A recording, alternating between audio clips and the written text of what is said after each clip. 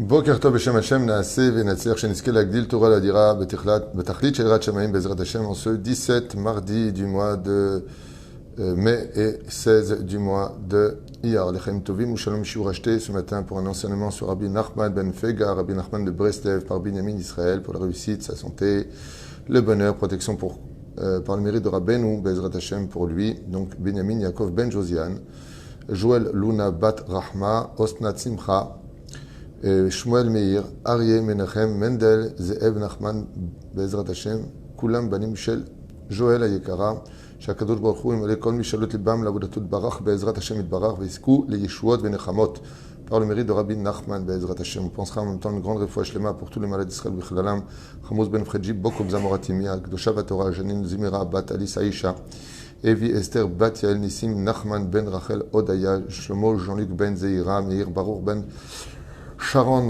מזל, שמעיה שלמה בן ג'ואנה, ברוך בן רות סופן, חיה רוחמה אסתר בת רבקה, ינון חי בן רותי חי לברכה בת בטני שרון, יעלה בן אסתר, שרת עליה בת אפרת מרים, וכל חולי וכל חולות ישראל בכל אתר ואתר, ceux qu'on a cités, ceux que l'on n'a pas cités bien entendu, l'élève Alpha Avdalim, pour l'élévation de toute notre liste ici présent, et ceux qu'on n'a pas cités, Chaya bat Myriam, Sami Shlomo ben Zaïda, Shirel Sarah Aziza bat Vora Esther, Roland Chai Tzion ben Myriam, Jordan Yehuda ben Agnès, Ariel, René Machlou ben Sarah, Mordechai ben Rachel, Paulette Kanfoul, Najba ben Léonie, Nelly bat Sheba, Sarah bat Achnina, Ili Elman ben Mazal, Vechen Mordechai ben David, Hatcha, Julo Yom Tov ben Yasmin Yadan, Ve'atzlacha bien entendu pour vous tous. On fonce sur un enseignement Be'ezrat Hashem pour ce premier shiur de la matinée avec Rabbi Nachman qui nous met en garde contre l'orgueil qui est tapis à la porte à cause de la colère et du manque des midot, le fait de penser que tout nous appartient, dit Rabbi Nachman, fais très attention, même ce que tu as, c'est un cadeau de Dieu, c'est du pur chesed, fais attention de croire que tu contrôles le monde, et beaucoup plus en confiance en Dieu, et arrête de croire que sans toi le monde, eh bien, n'avancerait pas. Le cimetière est là pour prouver que nul est indispensable. On met Rabbi Nachman une des choses premières. Pour ceux qui ne veulent pas travailler leur côté, et moi, et moi, et moi, et au lieu de prendre les choses avec beaucoup plus de recul et de ne pas les prendre à cœur, il dit En Mashiach ba, qu'est-ce qui recule la Géoula, qu'est-ce qui nous empêche d'arriver au dévoilement du shalom dans le monde?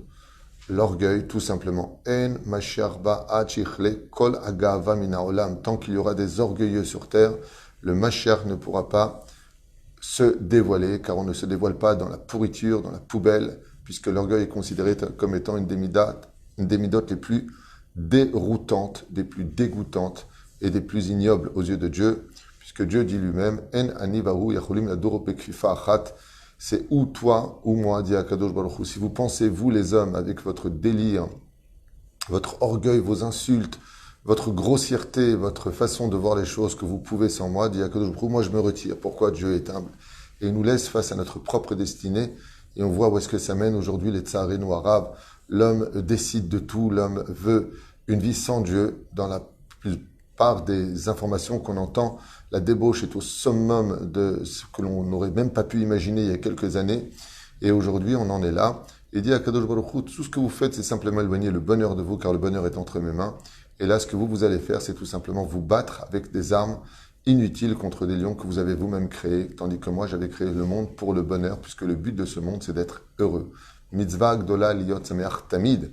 Et à cause de l'orgueil, malheureusement, eh bien, vous vous faites vous-même du mal, vous vous blessez, vous vous détruisez, et après vous dites quand est-ce que viendra la Géoula. Réponse, c'est tout simplement vous qui l'a retardé. Car Mevi Rabbi Nachman. Mishkav Zachar.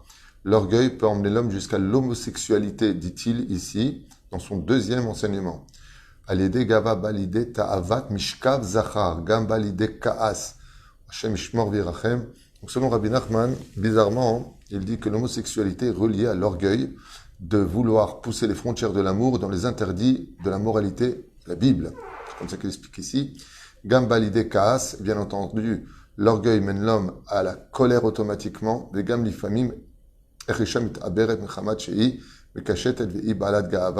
Et ainsi, même les femmes qui tiennent absolument à se faire belles, à se maquiller, à s'orner de toutes sortes de choses, eh bien, simplement, c'est parce que ce sont des femmes qui veulent montrer leur beauté, et toutes les femmes qui tiennent absolument à montrer leur beauté, Nikraot, Ba'alat Ga'ava, ce sont des femmes qui éloignent la Géoula, qui retirent la Géoula. Qu'elle se fasse belle pour son mari, elle recevra un salaire immense, dit Rabbi Nachman, mais ici qu'elle se fasse belle aux yeux des autres dans le monde, qu'elle sache que ce sont tout simplement des Ba'alé Ga'ava, qui ont un problème psychologique, puisqu'elles ont besoin d'exister par le regard de l'autre. Il faut absolument qu'ils me disent que je suis belle, que je suis ceci et cela.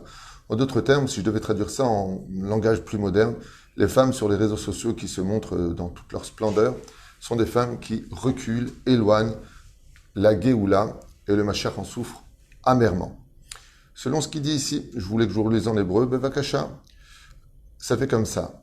Dans son deuxième enseignement dans le Sefer Amidot, écrit Rabbi Nachman, il y a 230 ans de cela. Aledega va balider ta'avat mishkav zachar. L'orgueil provoque dans le monde l'homosexualité. Gam balide kaas. La colère grandit. Donc, tout ce qui touche à la colère. Gam lifamim ech isha mit aberet. Comment la femme tombe enceinte. Mechamat shei mikashetet vehi ba'alat ga'ava. Et ces femmes orgueilleuses qui se font belles, tout ça pour animer les âmes, en d'autres termes si vous préférez, engendre des enfants. Mit aberet, comment est-ce que les femmes tombent enceintes? Et les enfants qui en renaissent de ces unions-là, de ces femmes qui tiennent absolument à plaire à droite et à gauche, sont des enfants qui seront problématiques dans leur éducation à un très haut degré. Ça, c'est ce que j'avais lu ailleurs, c'est pas marqué ici. Alédé Gava, c'est marqué dans le livre Avatrem, ce que je viens de vous dire. Alédé Gava bara'av laolam, et plus il y aura d'orgueil dans le monde, et moins il y aura de gens riches. En d'autres termes, l'orgueil provoque la pauvreté dans le monde et la malédiction dans le monde, dit Rabbi Nachman. Alédé Gava ba shicherut ve'u adin le efer. À cause de l'orgueil, la jeunesse, les gens se plongent dans l'alcool, la drogue et toutes sortes de plaisirs qui vont leur faire oublier les moments de tristesse dans lesquels ils se trouvent, car l'orgueil n'amène que de la tristesse dans le cœur de l'homme et aucune joie.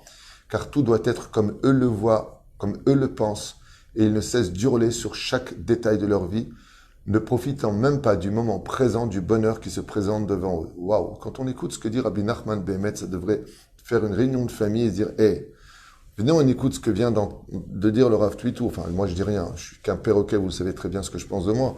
Mais écoutez ce qui a marqué. Ouvrez le Sefer Amidot même sans moi, lisez-le en français. Il existe en français aujourd'hui. Ça devrait nous faire tous réfléchir. Waouh! L'orgueil amène l'homme exactement à ce qu'on voit aujourd'hui. La jeunesse se plonge dans l'alcool, dans les cigarettes, dans les joints, dans toutes sortes de choses.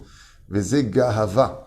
Justement, tout ça est dirigé par l'orgueil de l'homme, alors que dans l'humilité se trouvent absolument tous les bonheurs. Alédé Gahava bale pahad. C'est celui qui est orgueilleux, eh bien, qu'il sache que la peur finira toujours par l'envahir. Il aura peur de perdre sa société, peur de ceci, peur de cela, peur de l'œil de l'un, peur de l'heure de l'autre. Comme un jour, quelqu'un m'a raconté, c'est marrant que j'ai ça, parce qu'il m'a dit, tout le monde me met l'œil. Alors je lui ai dit, mais qu'est-ce que vous avez de si waouh pour qu'on vous mette l'œil? Vous possédez des hôtels, vous avez des banques, vous avez la dernière Audi A8, j'ai pas compris. Vous avez tellement de Torah en vous pour qu'on vous mette de l'orgueil. Mais non, je suis un petit ouvrier, je loue une maison. Pourquoi on vous mettrait l'œil? Vous savez que c'est de l'orgueil de croire qu'on nous met tout le temps l'œil. Qui tu es pour qu'on te mette l'œil? Adam Ksatiarchov. Et cet enseignement, vous l'avez de Rabbeinu. Il écrit noir sur blanc. Celui qui a beaucoup d'orgueil, Bassov, finit par avoir tout le temps peur. Zgoula le Betel Gava. Comment maintenant dire Rabbi Nachman, on peut commencer à annuler l'humilité? Alors là, c'est pas marqué, peut-être qu'il le dira plus tard, je ne me rappelle plus, mais de penser au jour de la mort, que va au cimetière. Zgoula le Betel Gava, l'iten tzedaka, qui donne de la tzedaka, qui soit là pour les autres, qu'il existe pour les autres, car les orgueilleux n'existent que pour eux-mêmes.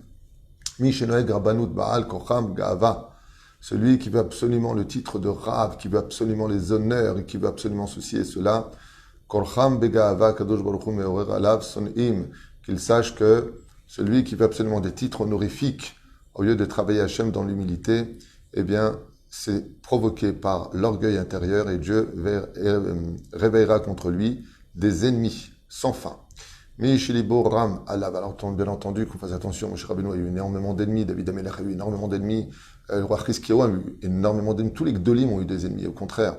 Mais on ne parle pas de la même chose, on parle vraiment de compétition avec les autres, non pas d'ennemis. Il est évident que quand on est dans la Torah, on ne rencontre que des ennemis sur notre chemin. Là où il y a de la vérité, il y a des mouches en face.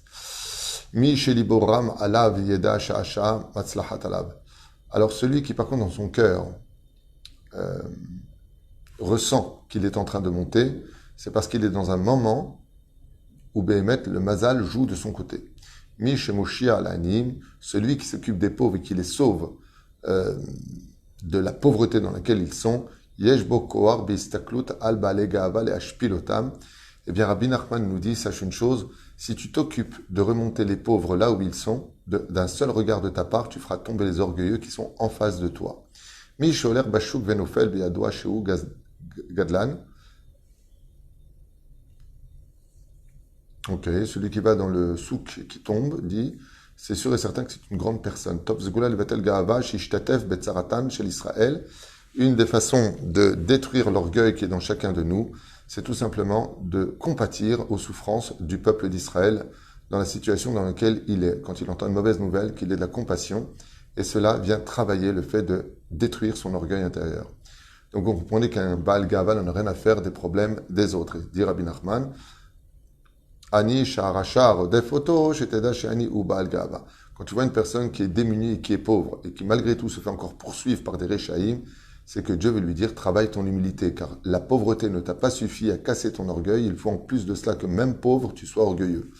Alédé Gaava Nofel Be'emunato, celui qui a de l'orgueil automatiquement perd sa émouna, car quelqu'un qui a vraiment de la émouna, il sait que tout vient d'Hachem, il ne se met pas en colère, il est sympathique, il est révrati, il est social, et donc l'orgueil, bien entendu, dira Benou, est une preuve qu'il est en train de perdre sa émouna. Alédé Gaava, Nisgar Alev Ve'ane Adam, il est abid beniflaot, Hachem Idbarach Le'ira ou Lefanav.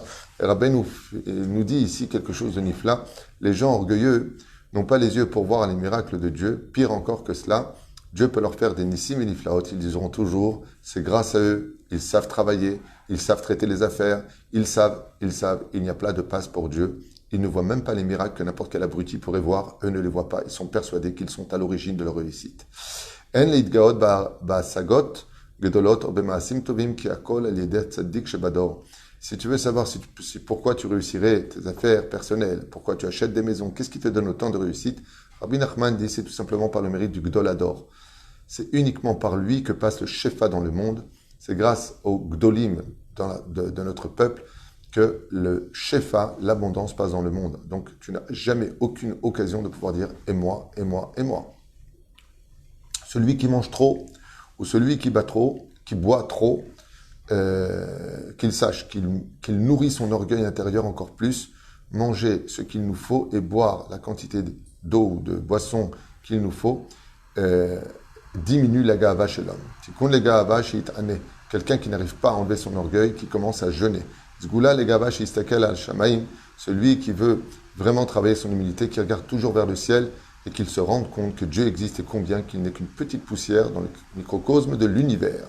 Quand tu fais un rêve terrible qui te laisse dans un état terrible à ton réveil, c'est que Dieu veut tout simplement que tu travailles ton orgueil. Tu as trop d'orgueil, fais attention à ta façon de voir les choses dans le monde, redeviens plus petit, puisque tu vois que même dans un rêve, on te fait « Hou !» et voilà que tu trembles. Alors n'oublie pas que tu n'es rien. Kol Amitaer Chochmato Ben Gonato Mistakelet. Tout celui qui s'enorgueillit de son intelligence le kildal, en adaat soblon. Encore un enseignement, Bezrat Hashem. Quand tu vois une personne qui malheureusement est handicapée, moteur ou autre, quand tu vois des personnes à l'hôpital qui sont malades et respirent par toutes sortes d'appareils, c'est un enseignement énorme pour toi, si Dieu te les fait voir, de te rendre compte de combien tu devrais travailler ton humilité. Parce que regarde ce qu'est l'homme, absolument rien. Le moindre coup qui tombe sur notre corps, les os se cassent. Quand on voit tous ces marchérim, combien bizarrement on se lève et on fait un faux pas, on peut se froisser la cheville, on boite. Il dit tout cela, t'as envoyé du ciel pour te dire, n'oublie pas que tu n'es absolument rien et que n'importe quelle épreuve peut te briser ou que n'importe quel coup pris sur ton corps peut t'handicaper. Fais très attention. Et pour finir, encore un enseignement de Rabbi Nachman. Si tu veux travailler ton orgueil et le détruire, quand tu vois un tzaddik, demande-lui l'autorisation de porter son chapeau. Car comme le chapeau du tzaddik, du vrai tzaddik, on parle du clown, est empreint d'une grande sagesse et surtout d'une humilité, sinon il n'aurait rien d'un tzaddik, eh bien, le fait de porter le vêtement, en tout cas il dit ici à kova chez la tzaddik, c'est un enseignement que j'avais déjà lu ailleurs, Rabbeinu nous dit, eh bien, retire la gava de l'homme, Bezrat Hashem. La meilleure façon de travailler sa gava, Rabbeinu nous dit, Al-Yede Emuna, Yeh Lecha Koar Leshaber et Asmecha Megava Vetamshil Al-Midat Agava. Celui qui veut travailler son orgueil, dit Rabbi Nachman, qui travaille surtout sa Emuna. Donc, lire des biographies de nos Chachamim est un excellent moyen de travailler son orgueil. Mais comme on n'oubliera pas, comme on l'a dit au début, il faut savoir que la première punition sur le Rabbi Nachman de l'orgueil, c'est que non seulement tu perds ton monde futur, non seulement tu es désagréable aux yeux des gens, tu ne laisses pas vivre les autres, tu ne laisses pas parler les autres, tu ne comprends même pas les autres. Tu fais tes calculs. Et je rajouterai que sur d'autres livres que j'avais lus d'Afka au nom de Rabbi Nachman de Breslev, l'orgueil emmène l'homme dans l'imagination les plus terribles. Il s'imagine toujours qu'on est contre lui, que tout le monde est jaloux de lui, parce qu'il a ceci ou cela. Alors il s'imagine que l'imagination, comme on l'avait vu, le dimaion, on l'avait vu qu'en grec ancien, ça voulait dire, comme quelqu'un me l'avait envoyé, daimon. C'est vraiment l'orgueil, c'est quand on est empreint, mamache, de choses démoniaques en nous. Et il n'y a pas pire au monde que l'orgueil, parce que tout à fait nachon, Sarah, vous avez raison de le dire, l'orgueil mène l'homme à des maladies, à des pathologies comme la paranoïa, comme la mythomanie, comme le mensonge, vraiment plein de... La liste serait vraiment très très longue, d'où l'importance de travailler notre humilité. Mais juste pour finir, l'humilité ne veut pas dire ne pas exister. L'humilité veut dire qui je suis vraiment dans la société, qui je suis vraiment, c'est-à-dire en quoi je peux vraiment aider, quel est vraiment mon potentiel. Mais c'est surtout laisser exister l'autre. Quand quelqu'un est humble, il accepte toujours le dialogue, pas le monologue. Et la reine, c'est très important quand on est un couple, on veut réussir sa vie de couple. Vous avez remarqué que le cœur, c'est une moitié plus une moitié. C'est-à-dire que, Anichatsi ben Adam, quand je viens sous la choupa, je laisse de la place à l'autre pour exister dans ma vie à côté de moi, pas en dessous de moi, à côté de moi. C'est bizarre parce que même la femme, si elle est plus petite que l'homme, il y a un symbole très joli, c'est qu'elle met son doigt pour prendre la bague. Et quand elle met son doigt, elle la lève au-dessus d'elle, d'une certaine façon. Pas comme ça. Elle lève.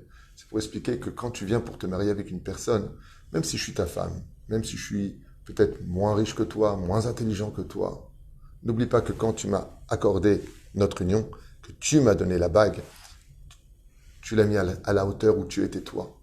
Le but d'un homme qui est humble, c'est celui qui sait relever les autres. L'orgueilleux, c'est celui qui sait faire tomber les autres. Il est toujours en train de rabaisser, ne voit que les défauts, il n'y a que lui qui est bon, il n'y a que lui qui est au-dessus des autres, il n'y a que lui qui sait tout. À partir du moment où c'est cela, qu'il sache qu'à cause de lui, il rendra des comptes à sa mort, parce qu'il a reculé le moment de la Géoula pour l'ensemble de l'humanité. Hachem Shmor Virachem, et qu'on n'oublie jamais un détail.